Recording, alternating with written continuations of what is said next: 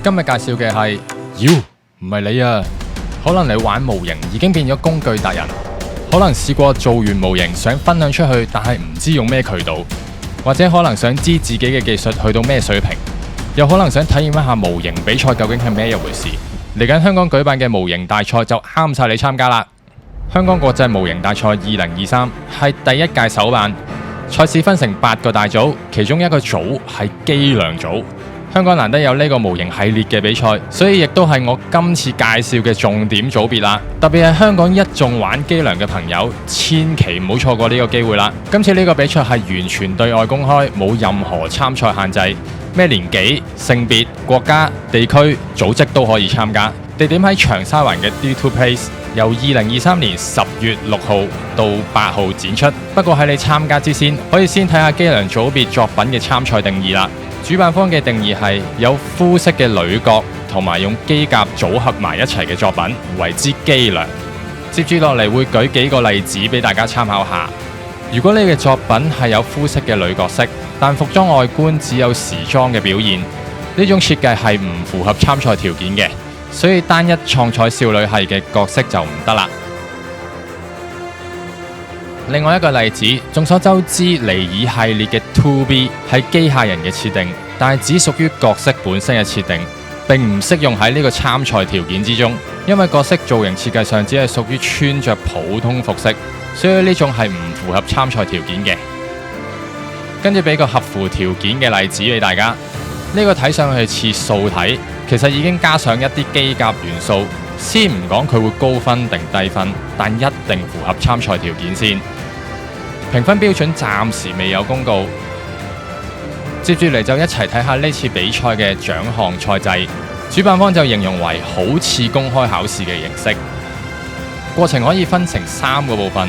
第一輪係海選，評審會喺每組入面選出晉級嘅作品，再進行評分。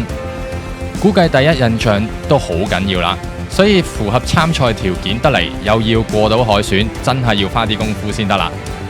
過到海選嘅作品就會進入第2輪嘅決選部分。嚟到呢度可能都已經咬住咗獎牌嘅邊啦。決選獎項設有金、銀、銅獎，依作品嘅總評分頒發。每組以參賽者為單位，每個單位只會最多獲頒發1個獎牌，即係10個人製作同一個作品，而且得獎嘅時候，都只會得到1個獎牌嘅啫。作品只要達到某個分數就會獲得相應嘅獎牌。同一個作者即使有多件作品同時達到獎牌嘅分數，獎牌只會頒發俾最高嗰一件嘅作品。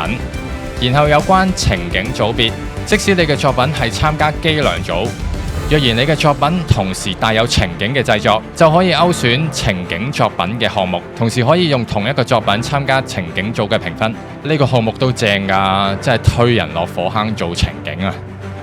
若果你嘅作品到達金牌水平，就會自動進入第3輪全場最佳作品嘅階段，由評審團喺所有嘅金牌作品裏面以投票形式揀出邊一件係最佳嘅作品。講到呢度，即係一件作品參賽就有機會拎走3個獎啦，其實都幾抵玩。跟住用2個例子嚟做得獎方式嘅說明。假設參賽者 A 有3件作品同時參加機量組別，又假設得獎要求嘅分數係金獎90分或以上，銀獎75分或以上，銅獎60分或以上為例。而3件作品喺決選分別得到43分、91分同埋70分，咁91分嘅作品就會得到1面金牌，而70分嘅作品理應都會得到1面銅牌。但基於賽制，同一參賽者只會以最高分作品獲頒發獎牌。所以呢個情況，參賽者 A 只會喺機量組別得到1面嘅金牌。第2個例子，假設參賽者 B 有4件作品同時參加機量組別，而4件作品喺決選裏面分別得到50分、92分、84分同埋91分。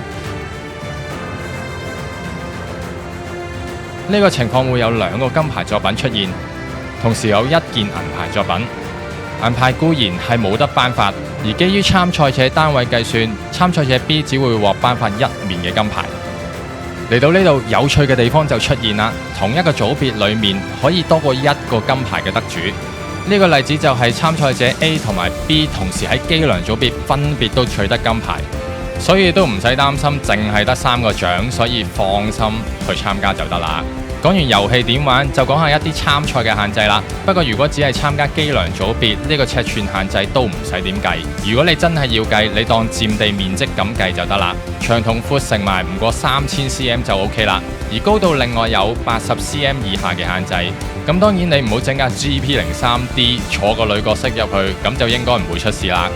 然後關於比賽級別，因為部分組別有分初級組同埋專業級組。所以呢個部分都補充兩句，機糧組係冇級別之分，同場嘅機糧將會統一基準評審，所以唔使諗咁多，做靚佢拎去俾人評審，就去到邊都一樣噶啦。最後提翻有興趣參加嘅觀眾，報名已經開始咗啦，截止日期係8月31號，而報名費用係頭3件合共港幣100蚊，即係1件或者3件參賽你都係要俾100蚊噶啦，但係由第4件開始就會逐件收費。每件港幣50蚊，但好抵死，佢嘅條例裏面係有得即場報名，不過收費就會貴啲。咁要幾時報名你就自己諗啦。你可能都會諗下呢個比賽認受性嘅問題。雖然暫時主辦方未有正式公告，但聽到有消息指將會有超過40人嘅評審，就咁聽落都應該有一定嘅認受性啦。最後總結一下我嘅感想。呢個大賽有獨立機糧組固然係吸引到我嘅地方，另外因為有別於香港教育體制，勢必要分高下，呢個比賽係冇冠亞季呢樣嘢嘅，而且可以同組有複數嘅得獎者，根本可以講成係同自己做一個比賽，測試下自己嘅水平同埋實力，同埋可以同唔同嘅人交流學習，有獎固然之好啦，冇獎都應該會得益唔少嘅，咁咪當出去見下世面，睇下啲大場面咯。同時各位要注意交件嘅時間係有規定，只會開放10月5號香港時間下晝4點至10點進行交件嘅動作，海外嘅朋友就要留意時差啦。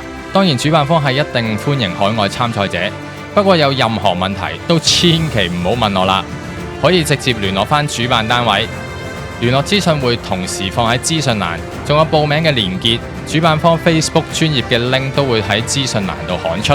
由於係第一屆嘅關係，所以有好多事項可能都未公佈或者未落實。之後嘅細項更新就留意返佢哋 Facebook page 啦。希望香港一眾機糧嘅玩家都可以藉住今次嘅大賽發揮所長。到時見。其實我都仲未開始製作，希望到時真係見到你啦。最緊要訂閱 KT Hobby，就幾時都睇到我嘅作品啦。